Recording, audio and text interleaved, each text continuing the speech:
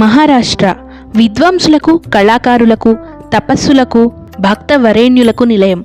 ఈ ప్రాంతాన్ని శాతవాహనులు, వాకాటకులు, రాష్ట్రకూటులు ప్రజారంగంగా పరిపాలించారు. 13వ శతాబ్దిలో మహారాష్ట్ర ఢిల్లీ సుల్తాన్ల అధికారంలో చిక్కుకుంది. ముస్లిం పాలకుల పెత్తనంలో మహారాష్ట్ర ప్రజలు అనేక హింసలను, అత్యాచారాలను, విధ్వంసాలను, దోపిడీని, ధార్మిక వినాశనాన్ని అనుభవించారు. ఆ పీడన నుంచి వారిని విముక్తి చేయడమే కాక సమస్త హిందూ సమాజపు విముక్తికి బాటలు వేసిన యుగపురుషుడు శ్రీ శ్రీ ఛత్రపతి శివాజీ మహారాజ్. శివాజీ పుట్టినది భోంస్లే వంశం. అతడి తండ్రి షాహాజీ, తల్లి జీజుబాయి. షాహాజీ తండ్రి మాలోజీ, జీజుబాయి తండ్రి లఖుజాదవ్. లఖుజీ అహ్మద్ నగర్ సుల్తాన్ దగ్గర సైన్యాధికారిగా ఉండేవాడు. మాలోజీ అతని తండ్రి తర్వాత షాహాజీ కూడా మహమ్మద్ నగర్ సుల్తాన్ కొలువులో సైనికాధికారులుగా పనిచేశారు. జీజుబాయికి భోంస్లే వంశస్థుడైన షాహాజీతో చిన్నతనంలోనే వివాహమైంది.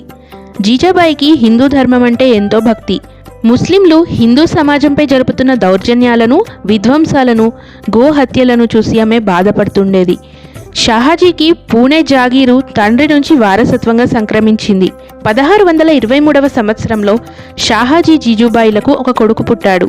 అతడికి శంభాజీ అని పేరు పెట్టుకున్నారు. షాహాజీ అహ్మద్ నగర్ సుల్తాన్ వద్ద సేనానిగా ప్రాణాలకు తెగించి మొఘల్ సైన్యాలతోనూ, బీజాపూర్ సుల్తాన్ సైన్యాలతోనూ పోరాడి ఎన్నో విజయాలు సాధించాడు.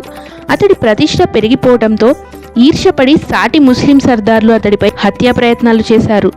అతడు మనసు విరిగి అహ్మద్ నగర్ కొలువు వదిలిపెట్టి బీజాపూర్ సుల్తాన్ కొలువులో చేరాడు. ఆ తర్వాత షాహాజీకి ఏమైంది? బీజాపూర్ సుల్తాన్ కొలువులో కూడా షాహాజీకి వెన్నుపోటుదారులను ఎదుర్కోక తప్పలేదా?